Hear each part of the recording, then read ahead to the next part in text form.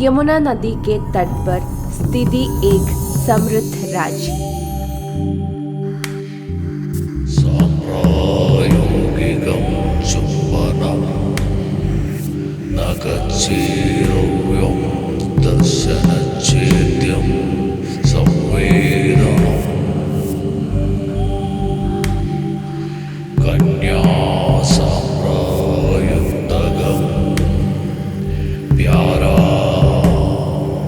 भागाधिकारिकं पारौसिकं वैशिकम् औपनिषदिकम्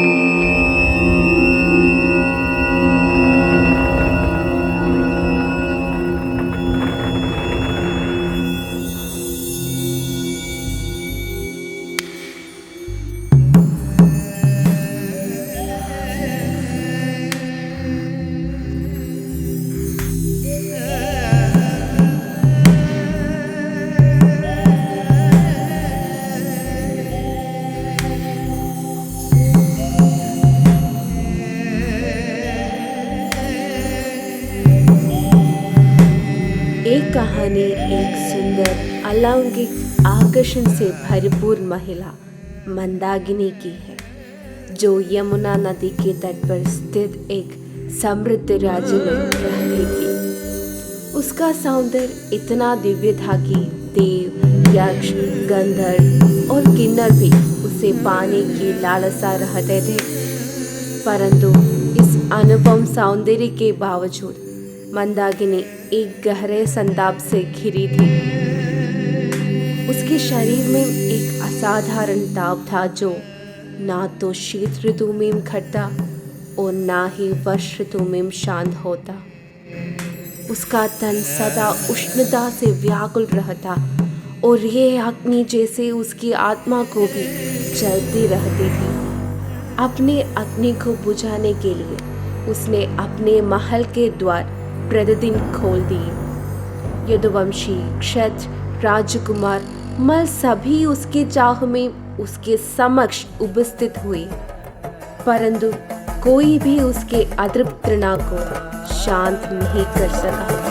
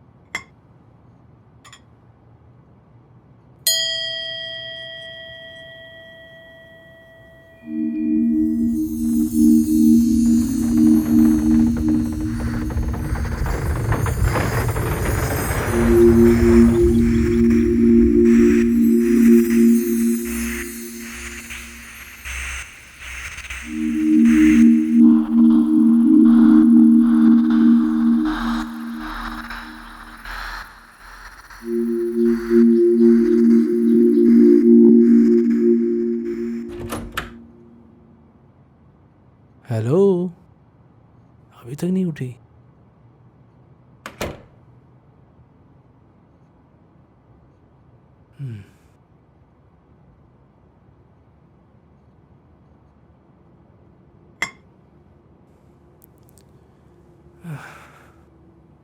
hello Appu. सोने दे no ना। No no no, wake up wake up. सुनो, मुझे जाना है। ये लो तुम्हारा फेवरेट कॉफी।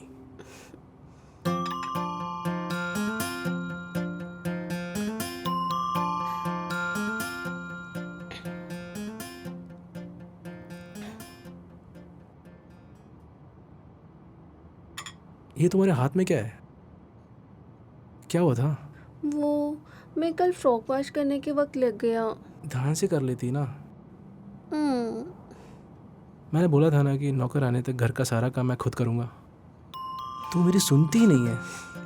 हेलो सर, अगर मैं ऐसे कुछ भी नहीं किया तो पेट जैसे चढ़ आ जाएगी। वो मैं देख लूँगा। हम्म, मेरी प्यारी गुड़िया हमेशा ऐसे ही सुंदर रहनी चाहिए, ठीक है? और नाश्ता मैंने बना लिया है, हम्म, टेबल में परोस रखा है। जल्दी तैयार होके जाके खा लेना। हम्म। और फिर भी बोरिंग सा लगे तो यहीं पर पेन और पेपर है, कुछ लिख लेना, ठीक है? और कुछ भी काम है तो मुझे बुला लेना, मैं तुरंत ही आ जाऊँगा, ठीक है? अब मैं चलूँ? लालो, मैं बोर हो जाऊंगी। I love you Appu. Lalu, Lalu बेटा, शुरू मत हो जाओ। वर्क के लिए जाना है ना? जाओ नौटंकी। तो मैं चलता हूँ। यहाँ आने के बाद पापा ने मुझे अभी तक कॉल नहीं किया। हो सके तो तू कॉल कर लेना, ठीक है?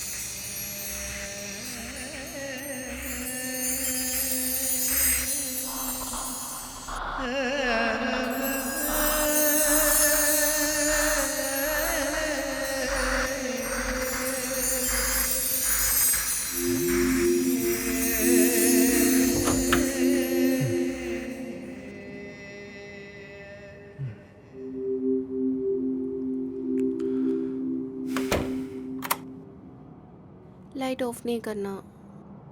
ओ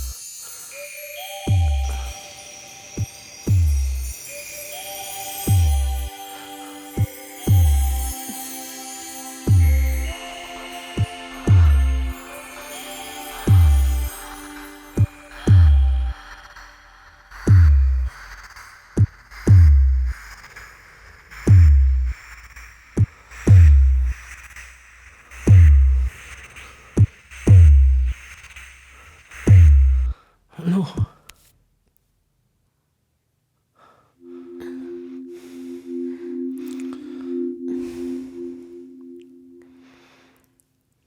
लालू,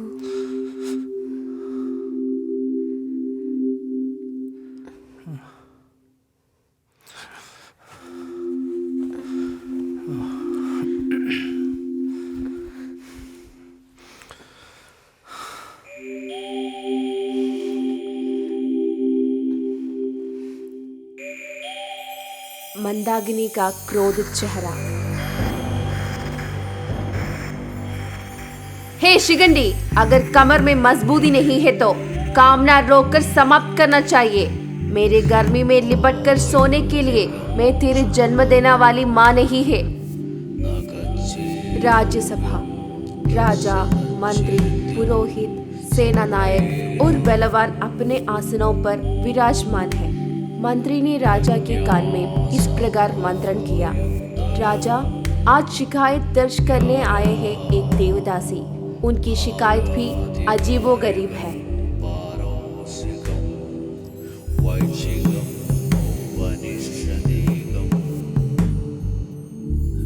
आकांक्षा पूर्वक से राजा ने मंत्री की ओर देखा। राज्यसभा में अर्धनग्न अवस्था में राक्षसी भाव से खड़ी मंदाकिनी। लिंग बेल क्या है ये ना जानने वाले हिजड़े, और मर्दांगी क्या है यह ना समझने वाली नपुंसक। राज्यसभा स्तब्ध रह गई। क्या इस सभा में कोई ऐसा पुरुष नहीं जो मेरी अग्नि को शांत कर सके? क्या यह केवल निर्बल और कायर ही उपस्थित है? यदुवंशी, क्षत्रिय, राजपूत, मल सभी आए, परंतु कोई भी मेरा ताप को हार नहीं सका। यदि इस राज्य में कोई पुरुष नहीं जो मेरी चाह पूरी कर सके, इस राजधानी में महाराज और पुरोहितों को साक्षी मानकर मंदाकिनी ये शपथ लेती है, या तो राजा या कोई युद्धवीर मेरे काम पिपासा शांत करे। जब तक मेरी कामना समाप्त नहीं होती, मैं ये वस्त्र नहीं धारण करूंगी। आज से मैं विवस्त्र रहूंगी।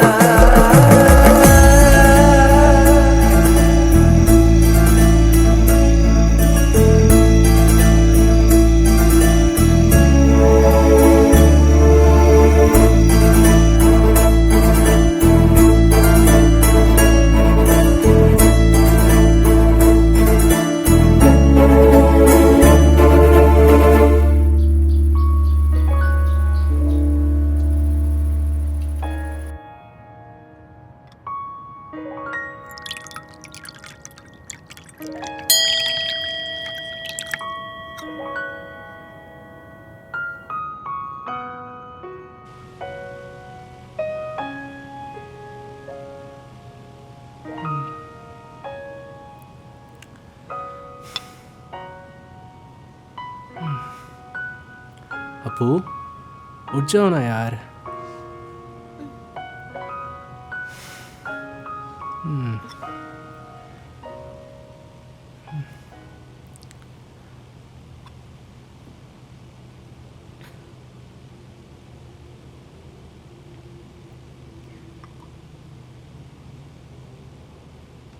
क्या हो गया? चेहरा उदास दिख रहा है। कुछ प्रॉब्लम है क्या? कुछ नहीं अपू, बस मम्मी पापा और बहनों की याद आई। खाना वाना सब रेडी है, बस अच्छी बच्ची बनकर सब कुछ खा लेना, ठीक है? मैं चलता हूँ। बाय।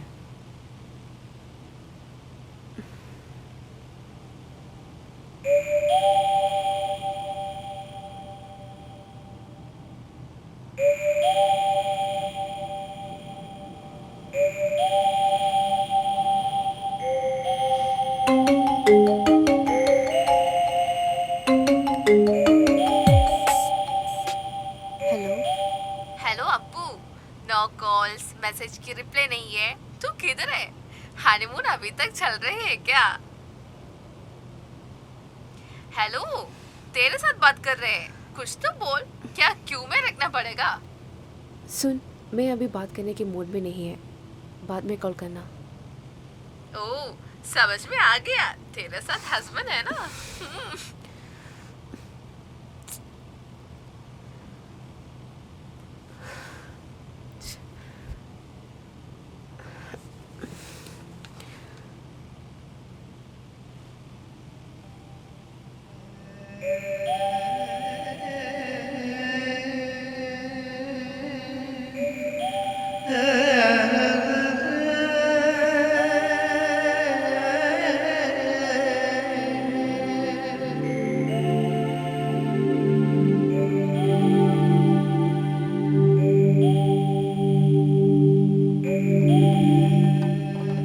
मेरे शरीर में हमेशा तापता रहता है।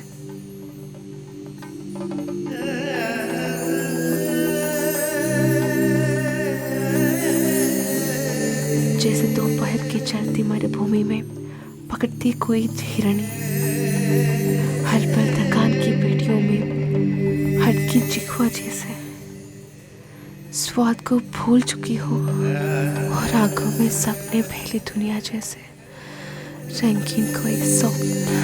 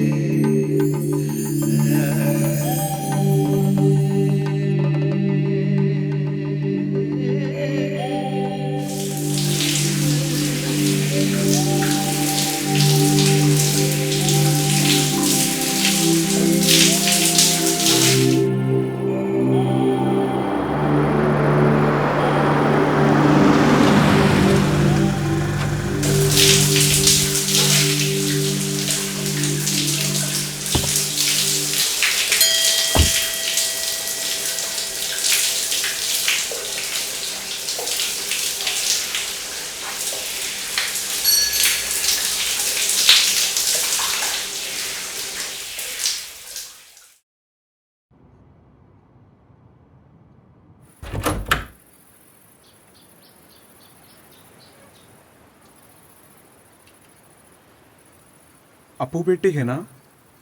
मैं माधवन, लालू के दूर के मामा है। सॉरी, हवा की वजह से गंडी अपने आप बच जाती है। मैं ये सोचकर इधर बैठी हुई थी।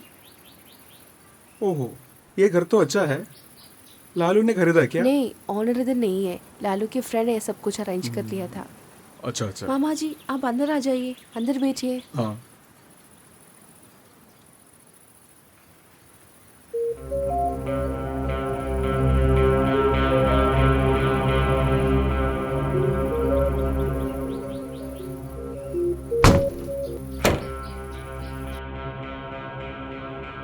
अंकल आ जाओ, इधर बैठो।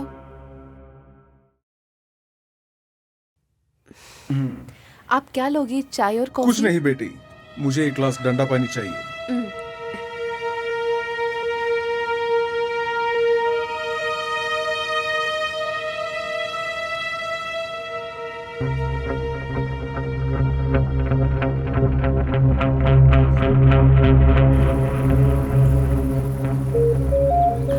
अंकल शादी में आया है क्या? मैं देखा नहीं। नहीं बेटी, मैं विदेश में था, इसलिए शादी में आ नहीं पाया। ओह, लालू काम पर गया है क्या? हाँ मामा जी, लेकिन मैं कॉल करूंगी उसे। अरे अरे अरे, जल्दी नहीं, वो अभी भी उस रिसोर्ट का मैनेजर है ना। जी अंकल। वैसे भी मुझे तुमसे किसी बात पर बात करनी है। मैं कॉल करूँ तो वो फ़ोन नहीं उठाता, और अगर उठाता भी तो किसी ना किसी बहाने से बात खत्म कर देगा। उसने मुझसे कुछ पैसा लिया था, 1 और 2 नहीं बल्कि 80 लाख, जिनकी वजह से मैं मुश्किल में पड़ गया हूँ।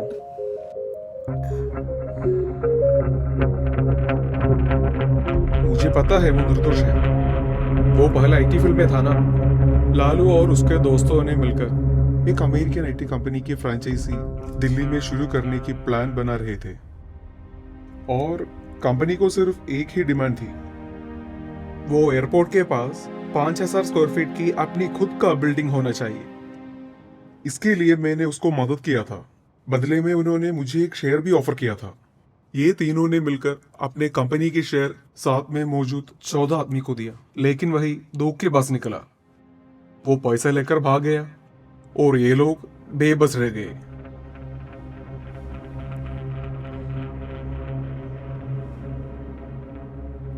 तुम्हारे गोल्ड तेरे पास है ना, या वो भी उसने ले गया?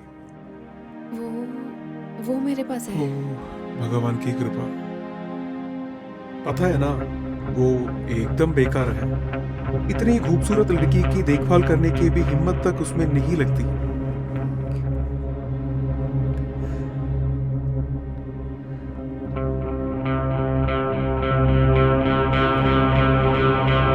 सच कहूं तो मैं यहाँ उसे खत्म करने के लिए आया था, लेकिन बेटी जैसे मासूम बच्चे के सामने ऐसे करना ठीक नहीं लगा। अंकल प्लीज कुछ मत कीजिए, मुझे नहीं पता ये सब कुछ। मेरे पास 50 पाव सोना है, मैं वो दे दूंगी। बेटी, वो देने पर भी सिर्फ 25-30 लाख ही होगा। बैलेंस का क्या?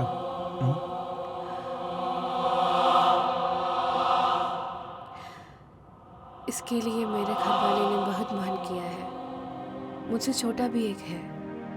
मुझे समझ नहीं आ रहा है क्या करूं।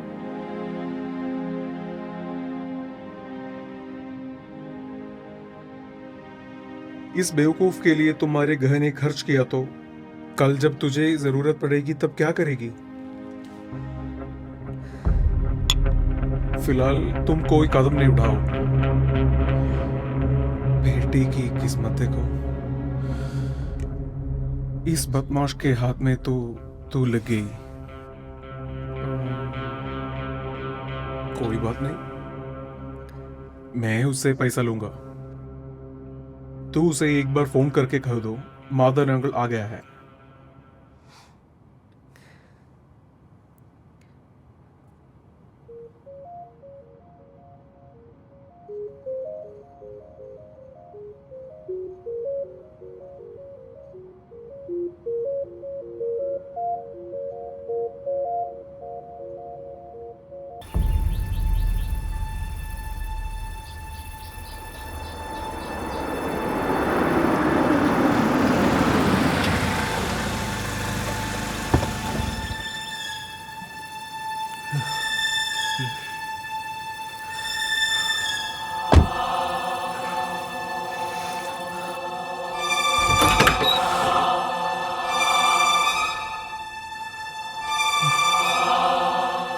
अरे बेटा, तुम आ गए।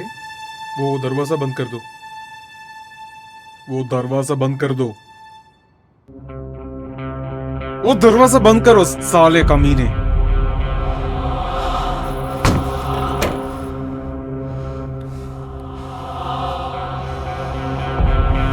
बेटी तुम डरो मत, बैठ जाओ। अब तुझे क्या? बैठ साले।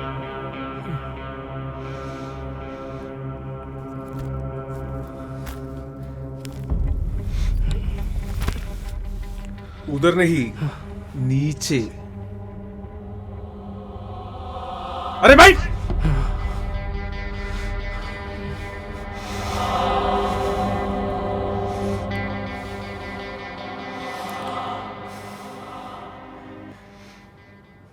ए, सब ठीक है? तेरे पास क्या जुबान नहीं है?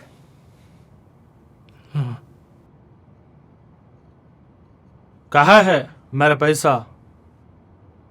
जी मुझे थोड़ी और वक्त की ज़रूरत है। मेरा फोन क्यों नहीं उड़ाता? माधव जी, वो मेरा, आप मुझसे माफ कीजिए।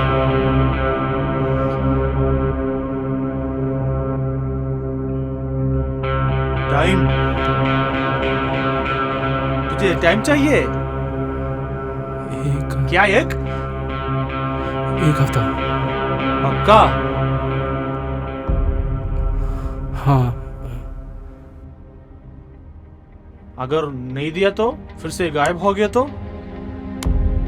नहीं माधव जी, पक्का दूंगा।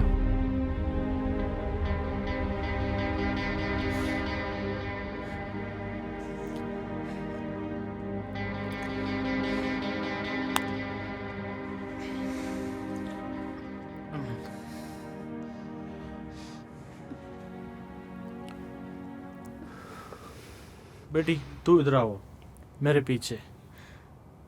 मुझे कुछ बात करनी है।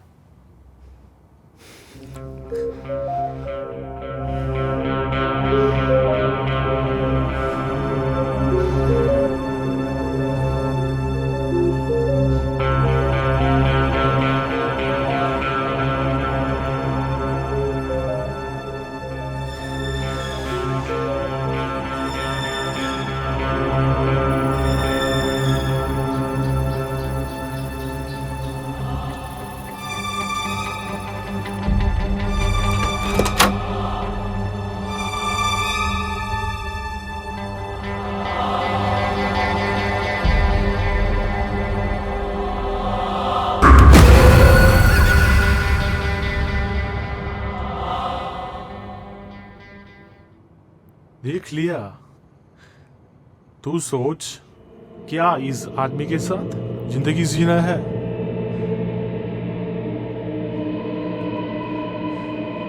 मुझे पता है कि तेरा पति कैश नहीं देगा।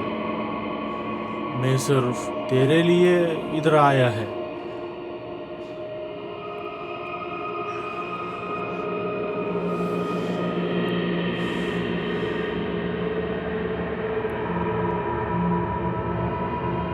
तुझे प्यार से कभी किस किया?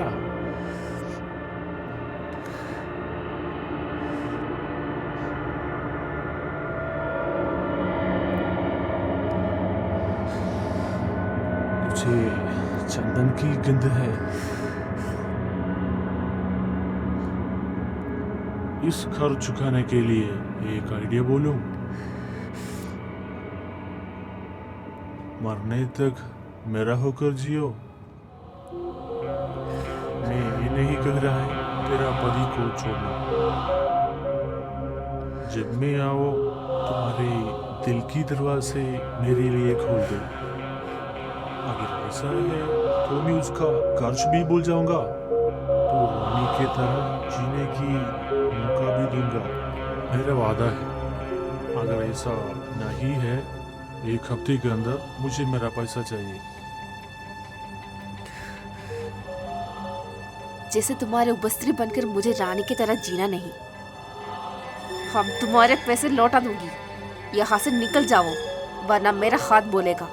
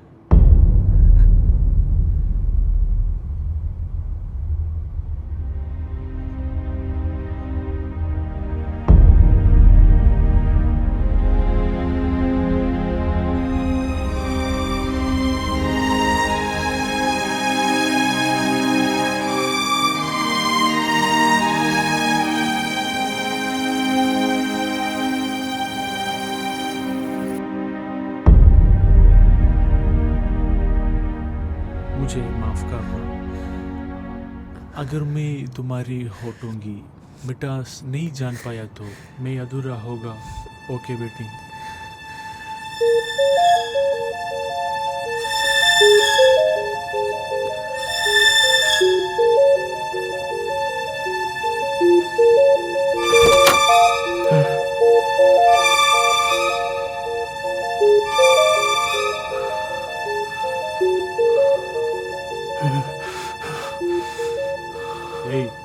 कॉल करूँगा, उठा लेना। कुछ बात करनी है। हो सकता है कि मैं खुद तुम्हें इसे बाहर निकालने का कोई रास्ता बना दूँ। समझ में आया? जी।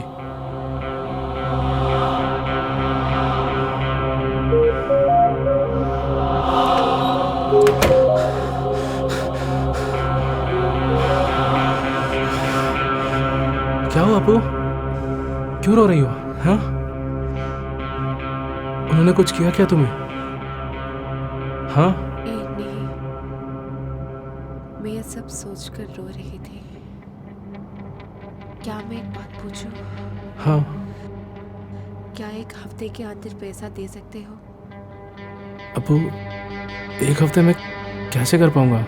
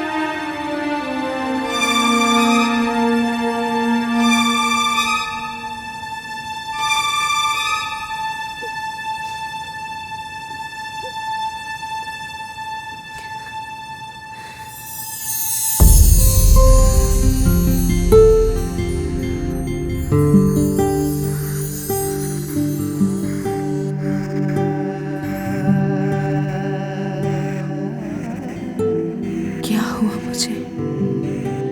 उस समय मैं चिल्लाया क्यों नहीं?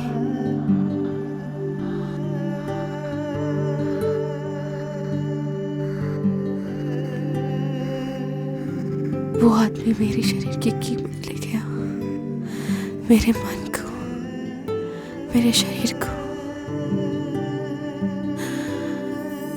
मेरे सपनों को।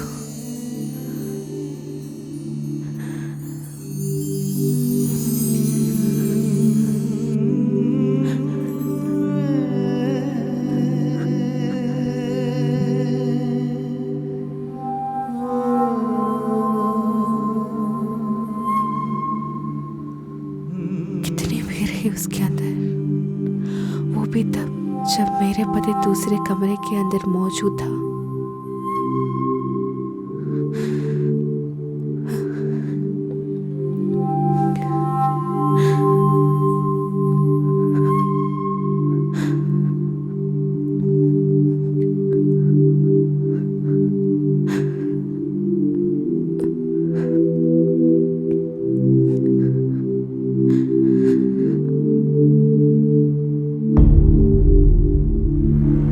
अत्यधिक व्याकुल में बेटे राजा और दरबारियों के सामने सेना पालक कृपालक उठकर इस प्रकार बोला, महाराज की जय हो। ये कार्य मैं स्वीकार करता हूँ। मैं इस स्त्री को राजपुत्रों के रक्त का वास्तविक गुण समझाने और दरबार में चुनौती देने का साहस दिखाने वाली इसे बहुत कुछ सिखाने का इच्छुक हूँ। अयोध्या की स्त्रियों भी शयन कक्ष में मुझसे भय खाती है। ये बात मुझे प्रसन्नता देती है। इसे मेरे साथ बेचने का आदेश दिया जाए। महाराज ने वैसा ही आदेश दिया। रात में अपने महल में मंदाकिनी नग्न होकर बिस्तर पर लेटी रही।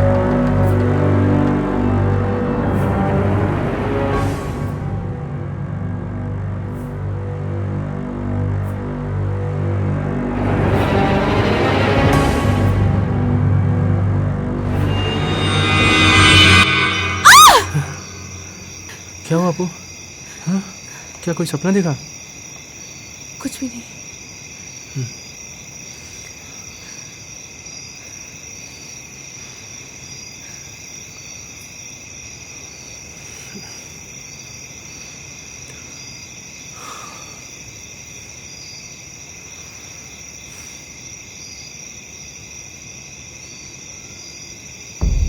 रात में गुस्से से उठ खड़ी हुई मंदाकिनी। उसने कृपाल की ओर गुस्से से उंगली उठाई। और तुम देश की रक्षा करने वाले योद्धा, लेकिन एक क्षण के लिए भी मेरे रोकने खड़े करने में असमर्थ। तुम जैसे पुरुष को पुरुष कहो भी तो कैसे? मैं जितने कायर और निर्बल पुरुषों की जानती हूँ, उनमें सबसे तुच्छ हो तुम। अब और मेरी नजरों से सामने छोटे बने बिना चले जाओ। राज्यसभा की ओर यक्षिणी बनकर बढ़ती मंदाकिनी। राजा और दरबार स्तब्ध रह गए। मंत्री ने राजा के कानों में धीरे से कहा, महाराज, ये कोई साधारण बात नहीं है। पराजित हुआ व्यक्ति हमारे राज्य की सेनापति है। यदि ये खबर गुप्तचरों के माध्यम से शत्रुराज तक पहुंच गए तो हमारे लिए भयानक विनाश निश्चित है।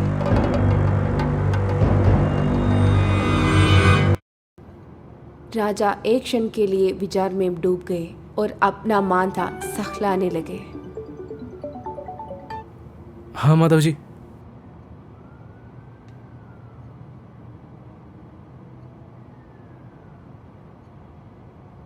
जी हाँ। अपू, अपू, अपू, अपू,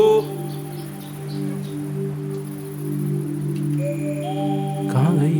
हाँ अपू, माधव जी का कॉल आया था। वो कह रहे थे कि हमारे कर्ज चुकाने का कोई तरीका उन्होंने ढूंढा है और तुम्हें बताया है।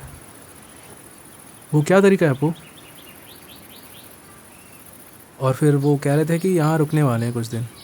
यहाँ? हाँ, तुम ही तो कहती हो कि हमेशा तुम्हें यहाँ पर बोरिंग सा लगता है। अब कोई आ रहा है तो ओह, संडे होकर भी चैन नहीं देते ये रिजॉर्ट वाले। रुक, मैं बात करके आता हूँ। हेलो, हाँ जी बोलिए।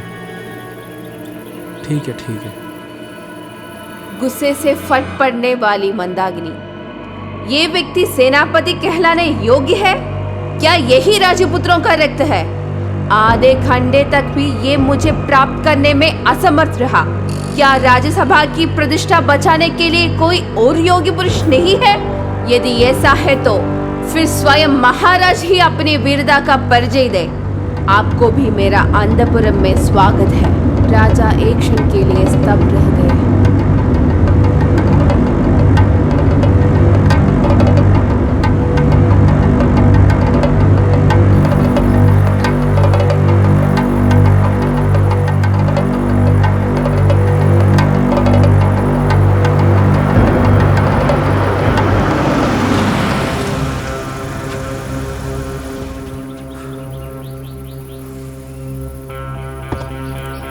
हाँ माधव जी। कैसा है तू? हाँ गाड़ी से मेरा सामान मेरे हाँ, कमरे में रख। हाँ हाँ।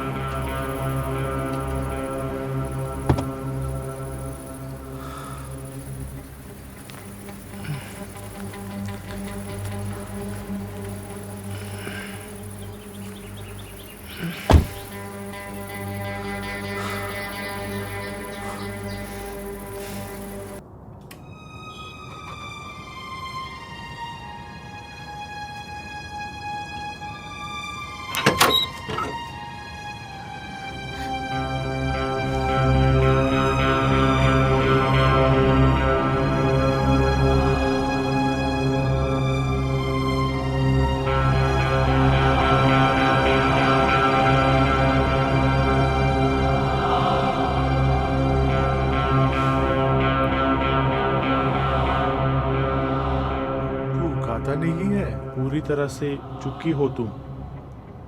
तू इसे खाना नहीं देती है क्या? जी मैं सब कुछ बना के रखता हूँ लेकिन वो खाती नहीं है। खाते नहीं तो खिलाना चाहिए। एक औरत का सौंदर्य उसके पति के प्यार है ना बेटी?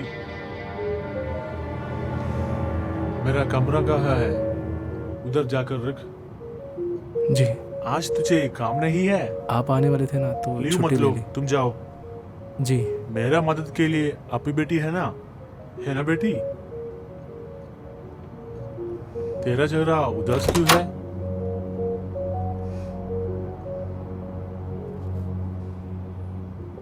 अच्छा हुआ कि आज का दिन बेकार नहीं जा रहा। और तुम माधव जी से थोड़ा प्यार से पेश आना। गुस्से वाले हैं लेकिन मन के बहुत अच्छे हैं। इतना कुछ होने के बाद भी हमारी मदद कर रहे हैं ना वो। समझ रहे हो ना क्या मैं बोल रहा हूँ? तो अपू मैं निकलता हूँ, ठीक है?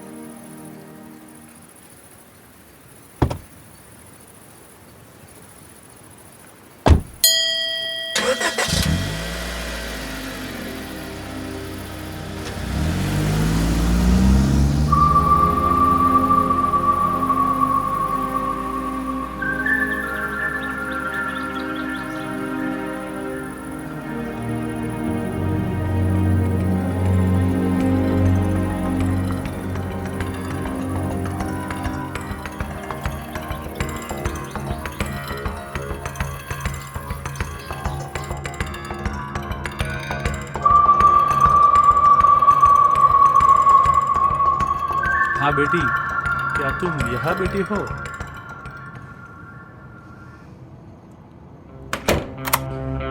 बैठो बैठो।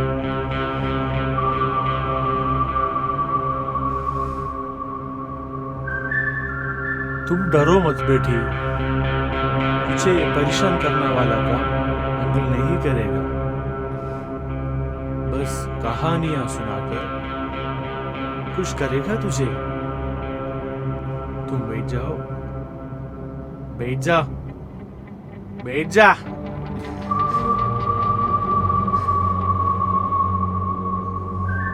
बेटी क्या तुम डर गई? जो सोच रही हो उतना हरामी नहीं हूं मैं। बेटी जब तक तुम अपने शरीर से छूने से नहीं बोलोगी तब तक नहीं छूंगा। इसका मतलब क्या है? मैं हाँ कहूंगी? हाँ। ये कभी नहीं होगा। उस दिन भी मेरे साथ जबरदस्ती किया था। वैसे तो कोई भी कर सकता है। हाँ, ऐसे कोई भी कर सकता है।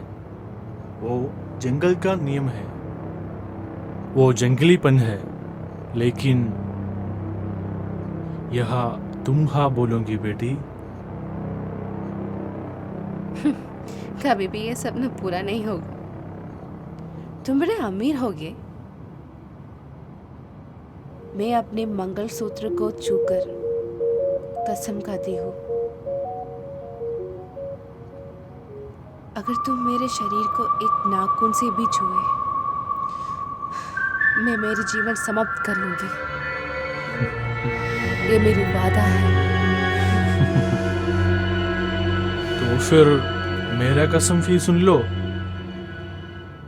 तू मेरी होगी, तुम्हारी जुबान से मेरा तारीफ करेगा। तुम्हें मुझ पल के बारे में सोचकर बार बार खुशी होगी। तो देख लेना, हम एक शरीर और एक आत्मा बन जाओगे। उसके लिए आज की पीढ़ी के अनजाने कामरस का संगम है, वो मैं तुम्हें बता दूंगा।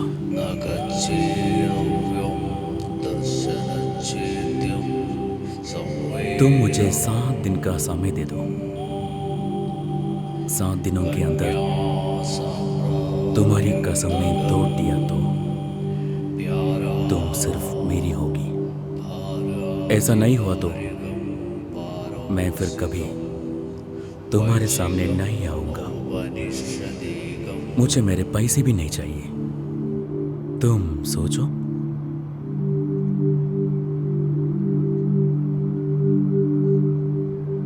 सोचने के लिए कुछ नहीं है। अगर आप भी यहाँ और मुझे परेशान किया तो मैं पुलिस को बुला लूंगी। फिर क्या? फिर उसके साथ जिलेगा तू? हाँ, वो मेरा पति है। अच्छा, अपनी पत्नी को दूसरे आदमी के पास छोड़कर जाने वाला एक पति होती है क्या?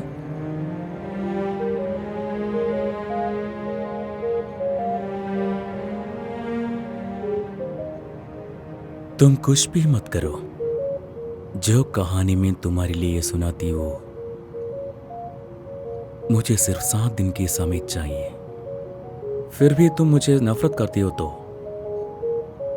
उसके बाद मैं तुम्हारे सामने कभी नहीं आऊंगा और तुम्हें और उसका सारी कर्ज से आजाद करूंगा। तुम सोचो।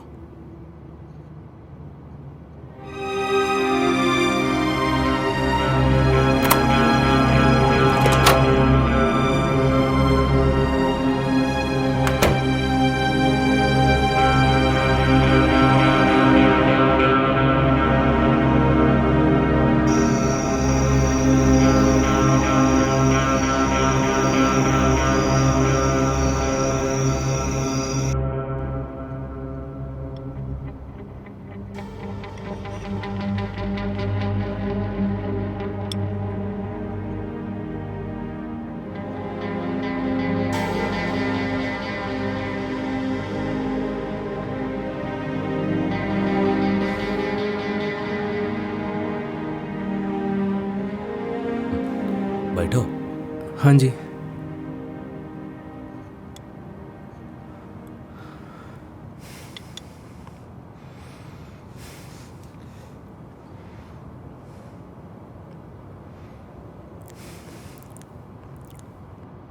माता जी, आप कह रहे थे कि हमारे कर्ज चुकाने के लिए कोई नया तरीका है। अपू से पूछा था लेकिन उसने भी कुछ बताया नहीं।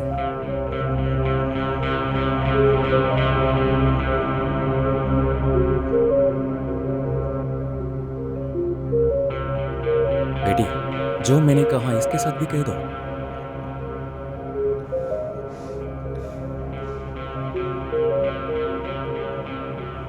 वरना सब कुछ मुझे ही कहना पड़ेगा। क्या हुआ बेटी, नहीं बताऊंगी?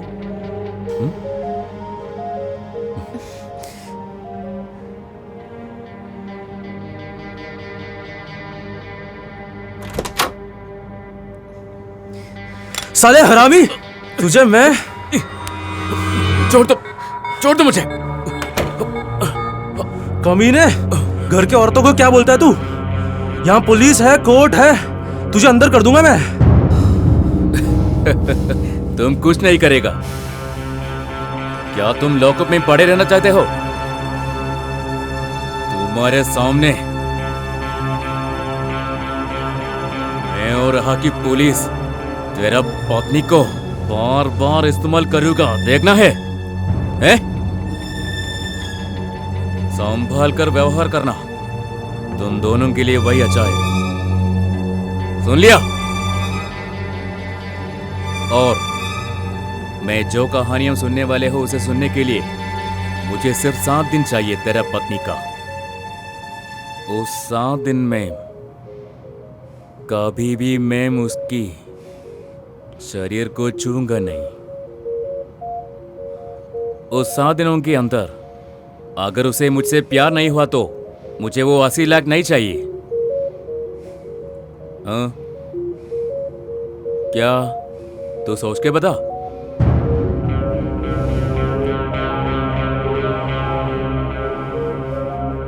मेरे बीवी को किसके भरोसे अकेले तेरे साथ भेजूं? मैं धोखा नहीं दूंगा क्योंकि मैं असली मर्द है। सोच कर बताओ, मैं इधर ही हूं।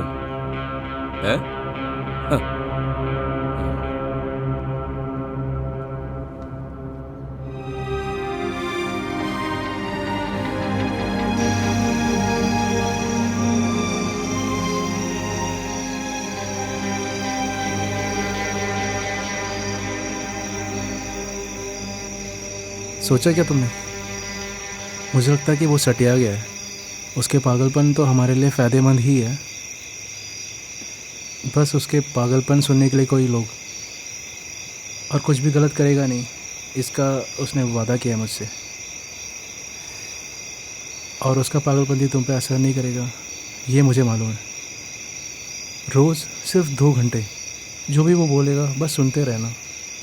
बदले में हम दोनों हमारे सारे कर्ज़ों से बाहर निकल जाएंगे। फिर हम खुशी खुशी जी पाएंगे। प्लीज़ अपू, मान जाओ ना। अगर पति अपनी रिस्पॉन्सिबिलिटीज नहीं लेती तो ये सब कुछ करना पड़ेगा।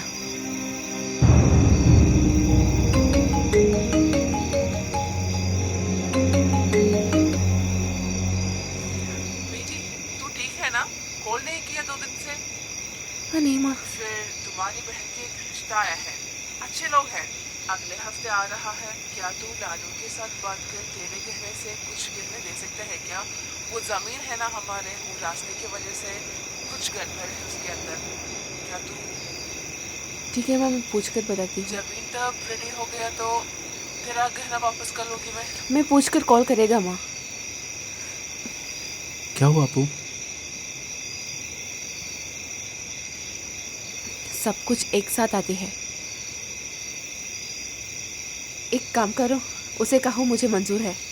हाँ, सिर्फ कहने से कुछ नहीं होगा। उसने कहा था कि 7 दिन के अंदर मैं उसके साथ जाऊंगी, है ना? इसको एग्रीमेंट बनाना चाहिए। हाँ। एग्रीमेंट के हिसाब से प्रूफ के लिए उसका वॉइस क्लिप या ऑडियो क्लिप चाहिए। उसे ज़्यादा आत्मविश्वास है ना, मैं वो बदल कर रहूँगी।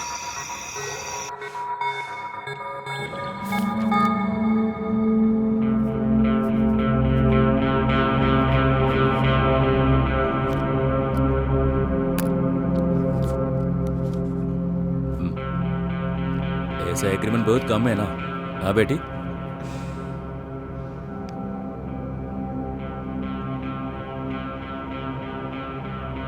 तुम कमरे में आ सकते हो, मैं वहाँ होगी।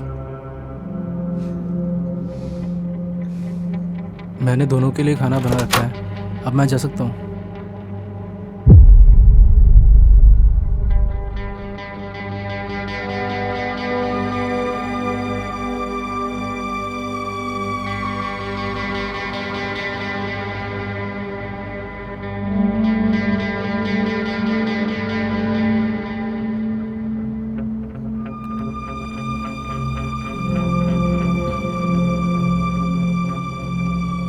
तुम्हें पीने के लिए कुछ चाहिए क्या?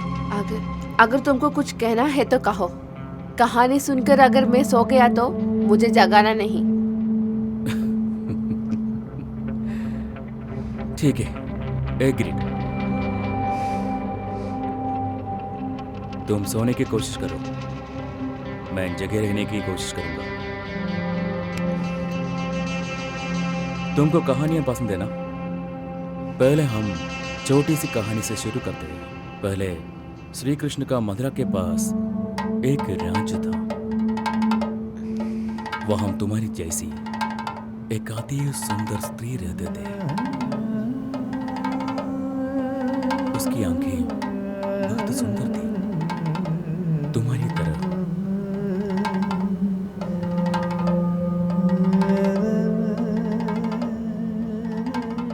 दांत सफेद कली की जैसे। उसकी शरीर सुंदर और आकर्षण थी। बिखरे हुए बाल घुटने तक थी। कमर में लटकती हुई सोने की मोतियों वाली कड़कनी। उसकी नाभि के चारों ओर उठा हुआ छोटे छोटे बाल। लेकिन इतनी सुंदर होने के बावजूद भी वो दुखी थी। हर रात वो अपने लिए सही साथियों का तलाश में थी। उनके साथ रात बिताती, लेकिन किसी से भी वो संतुष्ट नहीं होती। उसकी नाम मंदाकिनी थी। ए मंदाकिनी, और तुम्हारे भावनाओं के जगाने वाला आनंद का केंद्र कौन सा है? हर लड़की के लिए वो अलग होता है। उसे कौन ढूंढता है, वो है उसकी साथी, उसकी असली साथी। क्या मैं तुम्हारे वो अंग कौन सा है बताऊं? वो है नीचे वाली होठों का हिस्सा, होठों वाली चुंबन।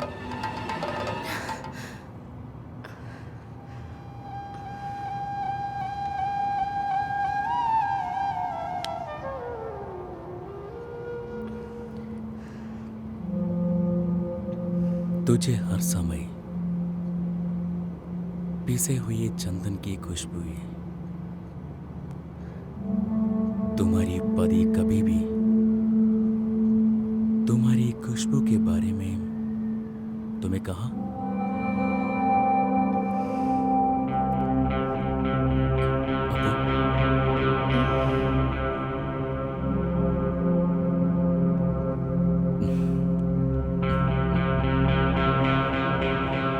अपू, तुम बहुत सुंदर हो।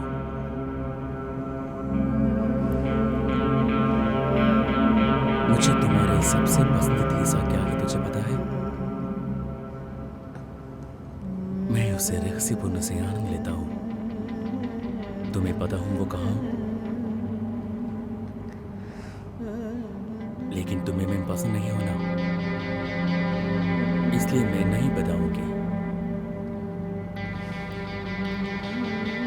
इस दुनिया में तुझे मैं बहुत प्यार करती हूँ, आराधना करती हूँ। वो सिर्फ तुम्हारी शरीर को नहीं, तुम्हारे दिल को भी।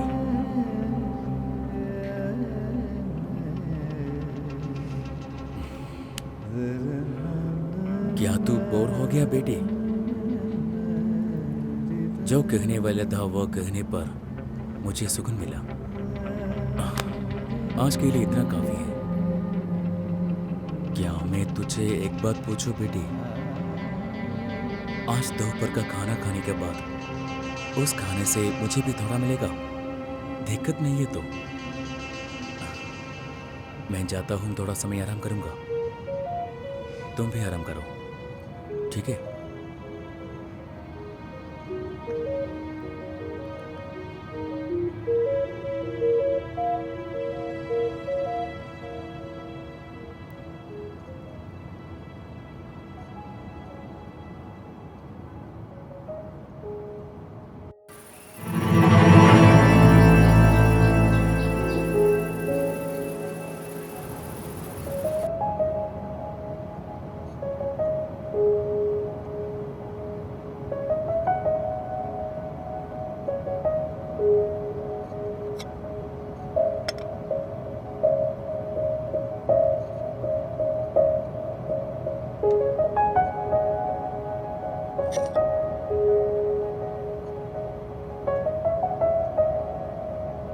तो खाना शुरू कर दिया? मैं भी साथ खा लूंगा।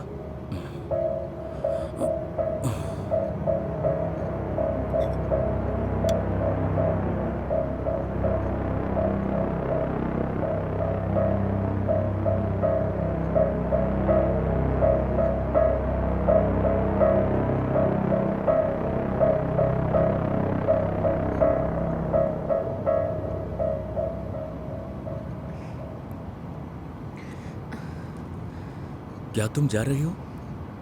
मैंने जो पूछा था वो नहीं मिला। मेरा बचा हुआ खाना खाने के लिए तू मेरा पति नहीं है।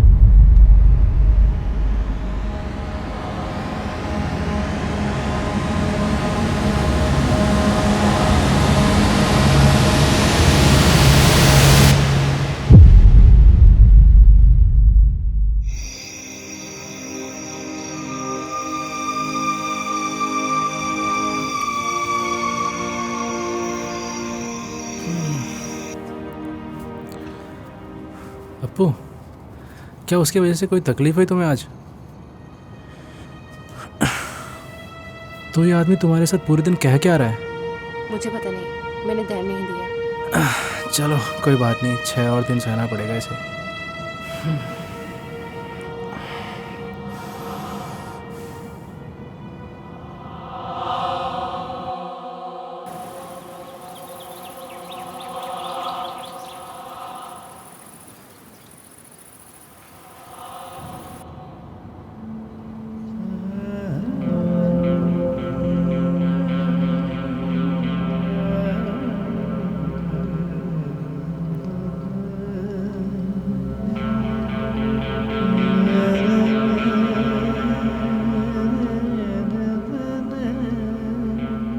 आज कहने के लिए कुछ नहीं है।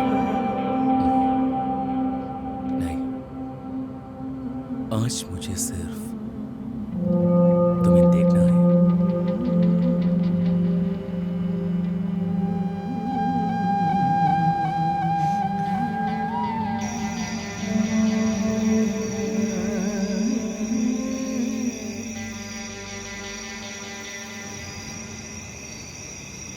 लालू, हम्म, क्या तुम मुझे पसंद करते हैं? ऐसे क्यों पूछ रही हो? मैं तुमसे बहुत प्यार करता हूँ। लेकिन कभी भी तुम मुझे 5 मिनट के ज़्यादा नहीं देखती।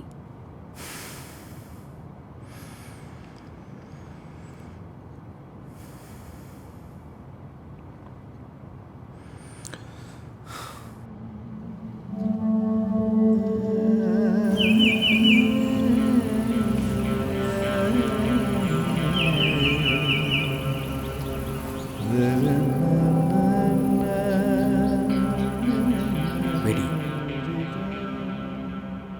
1 मिनट के लिए तुम्हारी आंखों बंद करो। क्यों? तुम्हें बिना छू कर तुम्हारे कानों में एक राज बताना है।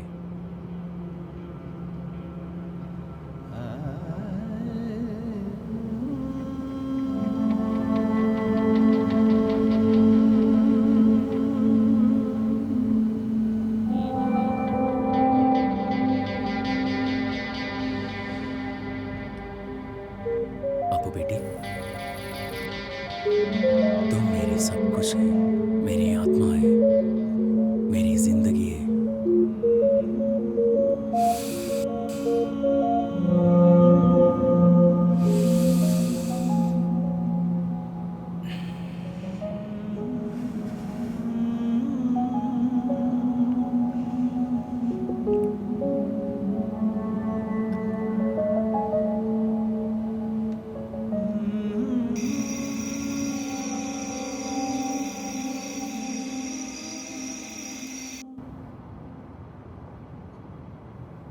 लालू, हम्म, तुम आज तक मेरे कानों में प्रेम से कुछ भी नहीं कहा। वाह, इन कर्ज़ों के बीच में फंसे हुए मुझे ये सब के लिए कहाँ वक्त।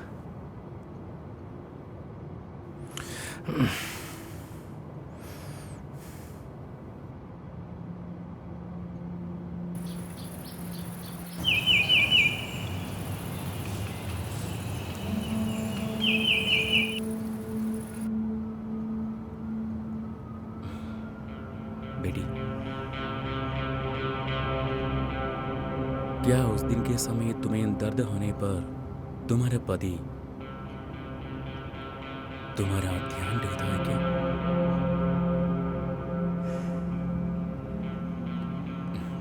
नहीं है ना?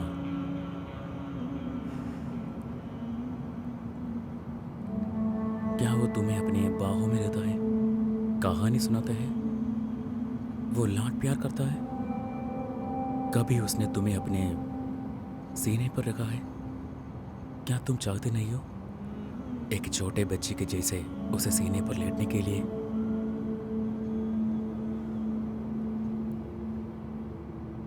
सिर्फ 3 दिन बाकी है, उसके बाद मैं भी चल जाऊंगा। फिर तुम और तुम्हारे अकेलापन का दिन लौट आऊंगा, है ना?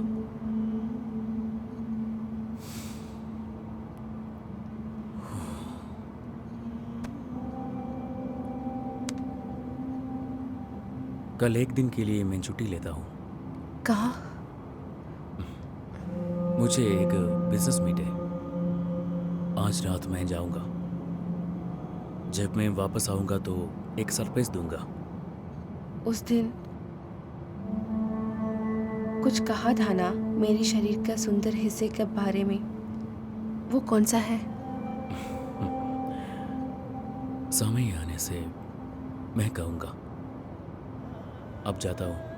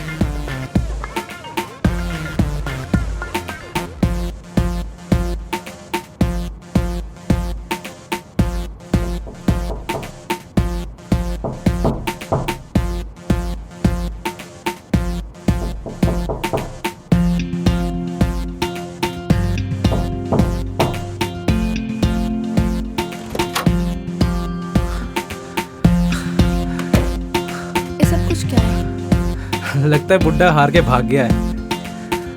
क्या कॉन्फिडेंस दिखा रहा था। कितना बेवकूफ आदमी है, अपना 80 लाख तेरे जैसे लड़की के लिए खो दिया।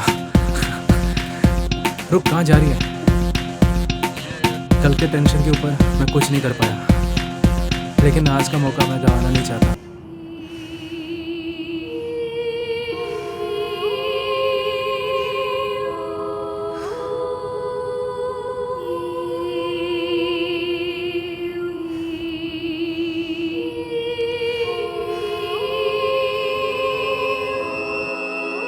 जब मंदाकिनी गुस्से में सभा की ओर देख रही थी तो सभा में से एक बलवान योद्धा खड़ा हुआ और बोला, महाराज, नारी के लिए स्वर्ग जितना सरल है, युद्ध उतना ही कठिन।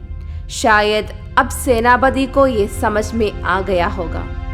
मैं इसे अपनी महल में ले जाना चाहता हूँ। कल ये उठ भी नहीं पाएंगी।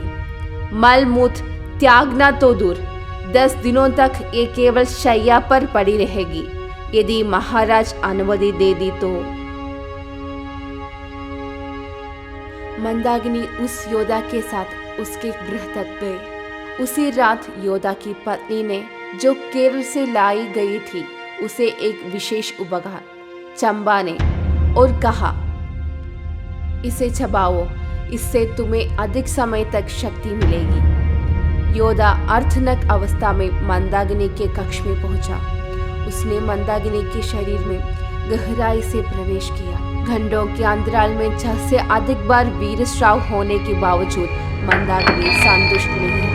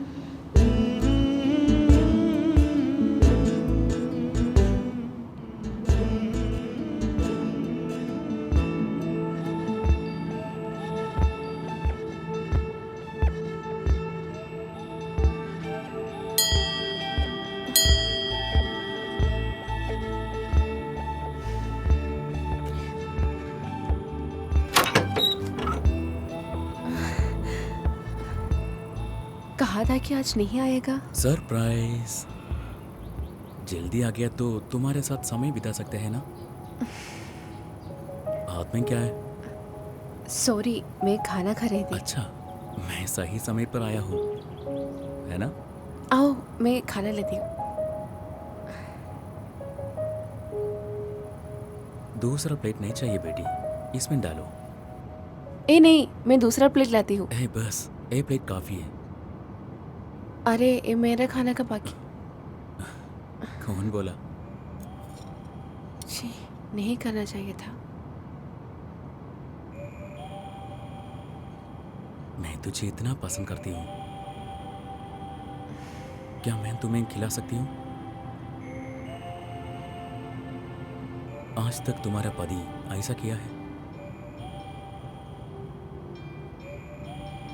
आज रात तुम्हारा पति सोने के बाद मेरा रूम में आ सकती है क्या? किस लिए? तेरे लिए एक गिफ्ट है।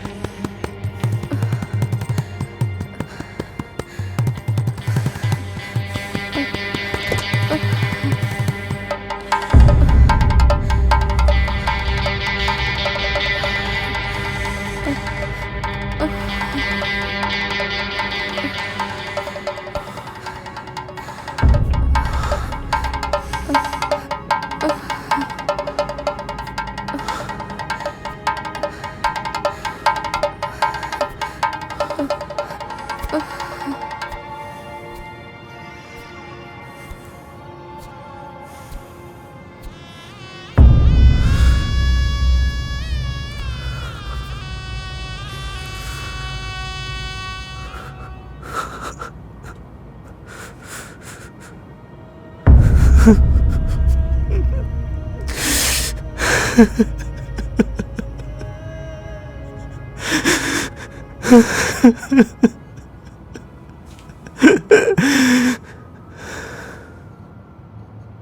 में मंदाकिनी थके पड़े योद्धा को क्रोध में चीख उठी।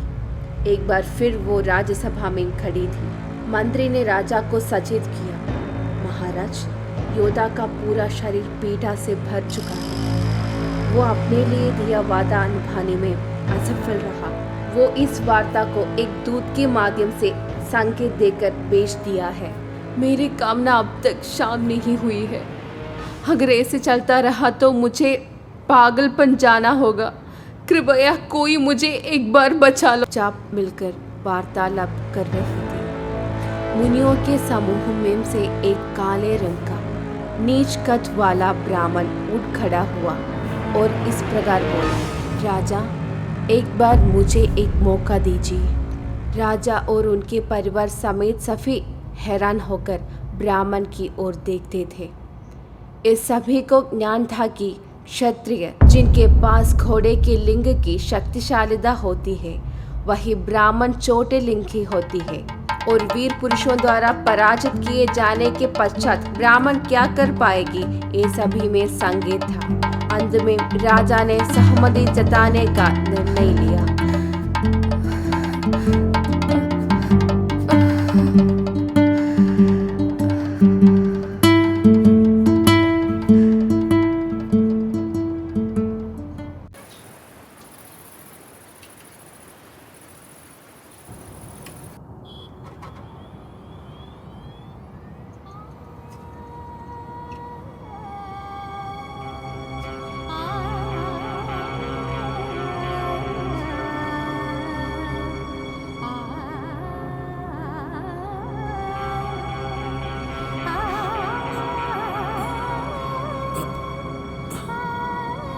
कहाँ जा रही हो? रात को सोने नहीं दिया। नाराज हो? मैंने तुम्हें हार दिया इसलिए मैं जान पाया कि ये रात भी इतना खूबसूरत होगी। आप मुझे छोड़कर जाओगे क्या? हो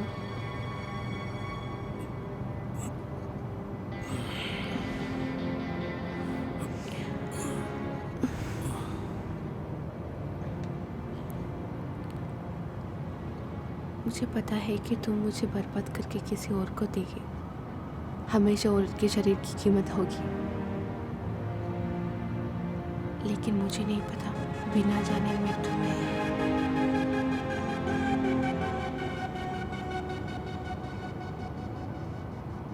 जो भी तुम कह दिया वो सच है।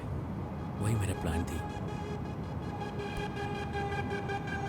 क्योंकि मेरा 80 लाख मुझे चाहिए था। मुझे पता है तुम्हारी पति से कुछ नहीं होगा, लेकिन तुम्हारे लिए वो पैसे मैं भूल चुकी हूँ। मैं तुमसे प्यार करती हूँ।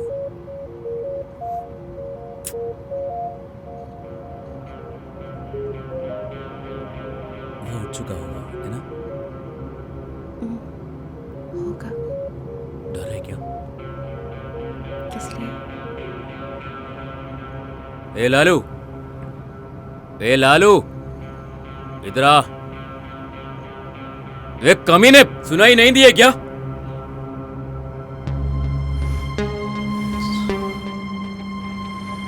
हम दोनों के लिए 2 चाय लेकर आओ। नहीं जी, मैं लेकर आती हूँ। तुम लेट जाओ, जाकर लाओ तुम।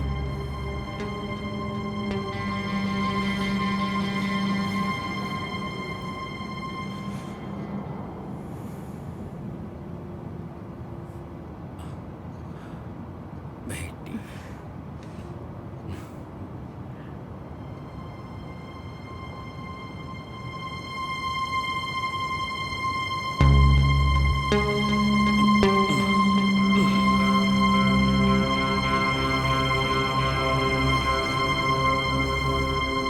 अपू, ए, तुम कुछ दिन के लिए छुट्टी ले लो। सुन लिया? आज से तू एक औरत है। तो इसका एक नाइटी पहनो, तैयार हो जाओ, ठीक है? तू डरना मत, मैं जो कहूंगा तू वो करो। मुझे कैश वापस नहीं चाहिए। जाकर पहन रहा हो, जा।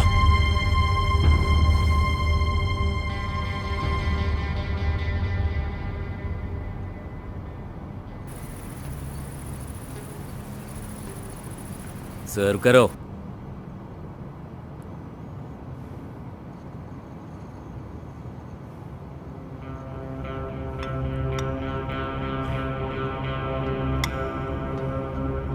वो बस।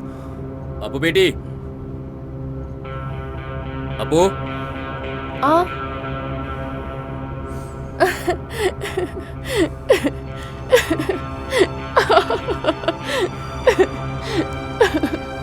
अपू को इधर बैठ। सर्व करो यार, सर्व करो।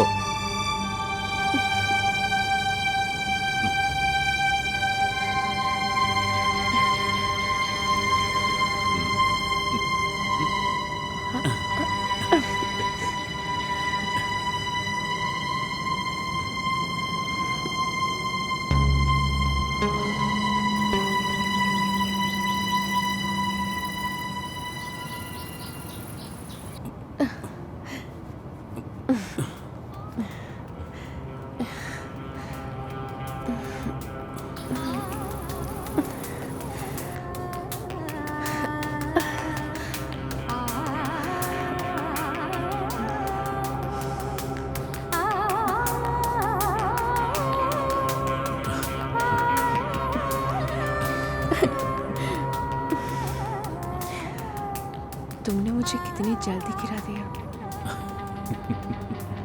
सच बताओ, वो 7 दिन का राज क्या है?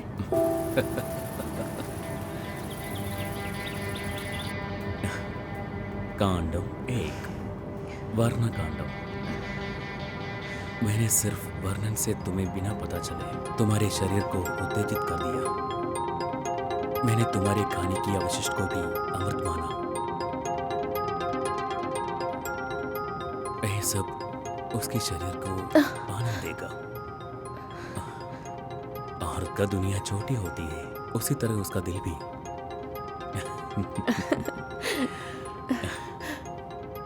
नौटंकी। पाठ 2, दर्शन कांड। अगर एक पुरुष किसी महिला के चेहरे में 5 मिनट तक देखता हो तो उसके बीच का आकर्षण बन जाएगा। किसी लड़की को पसंद करने की बात कहने से पहले क्या किसी ने अनुमति लेकर 5 मिनट सिर्फ उसकी आंखों में देखना चाहिए, पूछना चाहिए? क्योंकि एक गहरी नज़र काफ़ी है एक औरत को समझने के लिए। कांडम 3, शब्द कांड।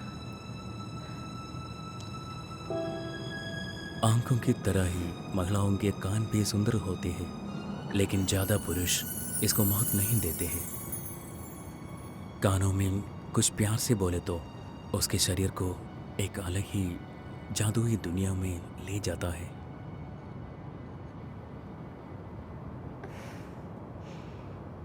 कांडम 4, देखभाल और सुरक्षा देना।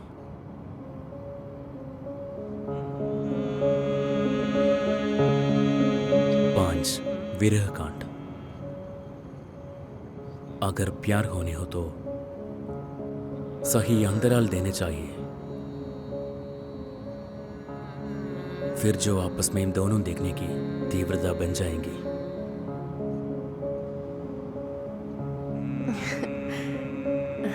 छह और 7 सीक्रेट है, वो मैं तुम्हें किसी और दिन बता दूंगा। ए भगवान, आपने ये सब कैसे सीखा? सच कहो, आप भगवान हैं क्या?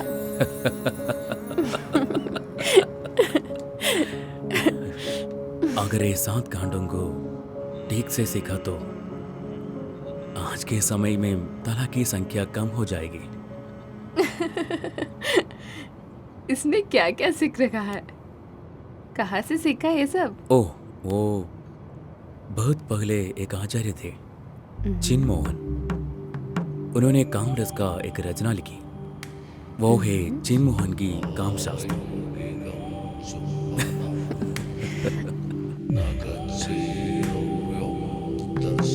मंदाकिनी के शयन कक्ष में पड़ा था। ए बुजुर्ग, तुम्हारे लिंग का असली आकार मैं जानती हूँ। मरने से पहले मेरे साथ सोने की लालसा ही तुम्हें यहाँ खींच लाए है, ये भी मैं जानती हूँ। जो करना है कर लो और चले जाओ। लेकिन चिन्मोहन ने इस पर ध्यान तक नहीं दिया। उसने मंदाकिनी को उठाया और स्नान घर में बैठा दिया। फिर उसके सिर के ऊपर से पानी डालने लगा। चिन्मोहन ने चूर, हल्दी और चंदन मिलाकर मंदाकिनी को स्नान करवाया।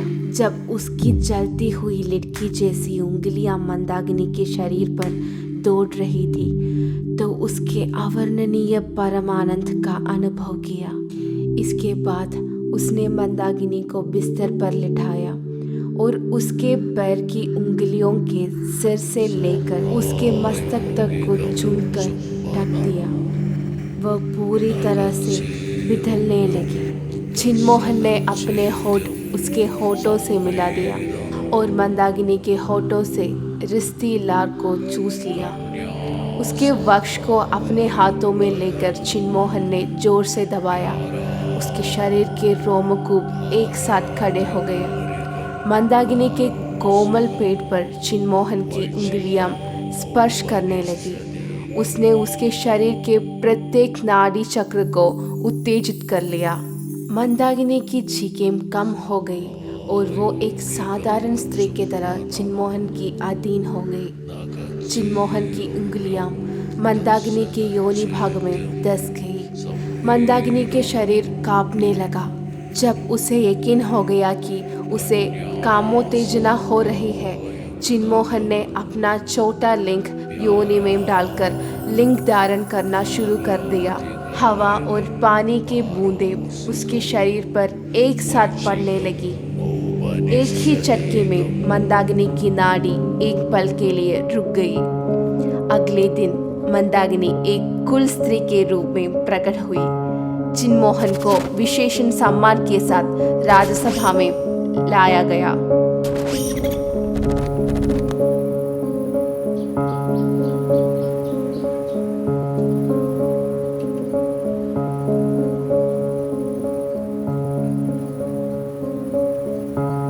कैसा लगा? हो सकता है कि इसके निकलने के बाद बड़े बड़े विवाद हो जाएं। तुम्हें ये किताब खुद के नाम पे ही पब्लिश करना ज़रूरी है क्या? क्या हुआ लालू, तुम्हें डर है क्या? मैं क्या बोलूँ, तुमने 6ठे और 7वें अध्याय लिखा ही नहीं।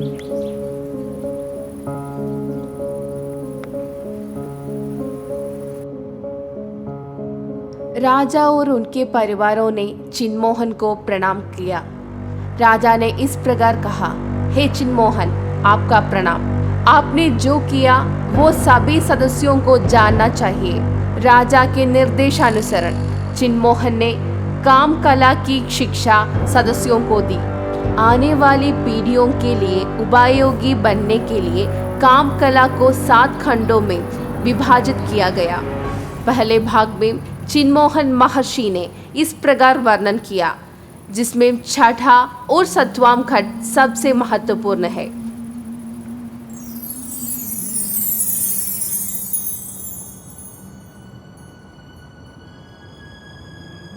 छठा खंड वस्त्र खंड है। काम उत्पन्न करने के लिए वस्त्र पहनना चाहिए। जब एक एक करके वस्त्र उतारने जाते हैं तब स्त्री को उत्तेजना मिलती है। उसके अंगों के एक एक करने देखने से पुरुष में भी काम उत्पन्न होते हैं। कुछ छुपाना और कुछ दिखाना पुरुष को उत्तेजित करने के लिए इससे बेहतर कोई वस्तु नहीं है।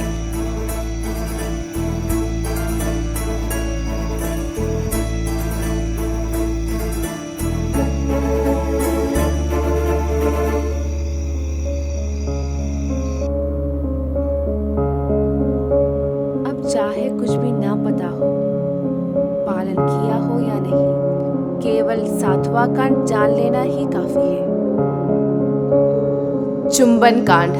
लिंग बल या पेशी बल स्त्री के लिए आवश्यक नहीं है। पुरुष की परिपालन और स्नेह दिखाने की क्षमता ही मुख्य है। एक अच्छा चुंबन ही काफी है जिससे एक स्त्री एक पुरुष को जीवन भर याद कर सकती है। चिन्मोहन का कामशास्त्र। चिन्मोहन के कामशास्त्र में चुंबन का विशेष महत्व है। चुंबन के माध्यम से पुरुष और स्त्री के बीच एक गहरा और साथी संबंध बन सकता है। चुंबन में स्नेह, परिपालन और संवेदनशीलता का समावेश होता है जो स्त्री को गहराई से प्रभावित करता है। एक अच्छा चुंबन न केवल शारीरिक बल्कि मानसिक और भावनात्मक स्तर पर भी जुड़ाव पैदा करता है। नई पीढ़ी के जीवन और प्राचीन काल के चिन्मोहन के जीवन को समेटते हुए मैंने अपने ग्रंथ का पहला भाग लिखा है, चिन्मोहन का कामशास्त्र।